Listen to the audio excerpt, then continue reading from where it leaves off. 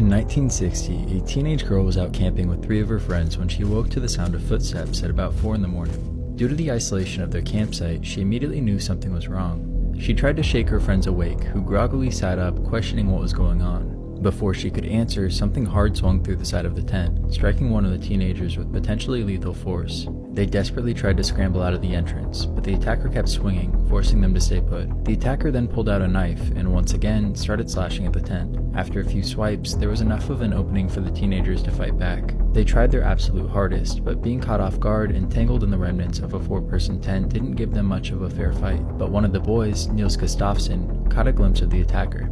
He was a man dressed in black with what appeared to be bright red eyes. Before he could get a closer look, the attacker struck him in the head and knocked him out. Gustafsson was found unconscious the next morning with severe facial fractures and defensive wounds. His 3 friends didn't survive. Due to the brutal and traumatic manner of the attack, he had suffered amnesia.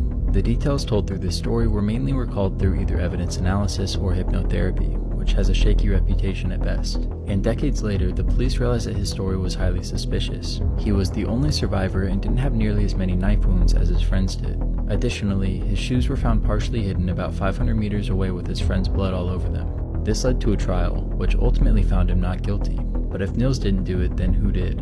Well, one person noticed that in this photo of one of the teenagers' funerals, there appears to be a man who nearly perfectly matches the police sketch. Despite this, nobody could confidently identify him.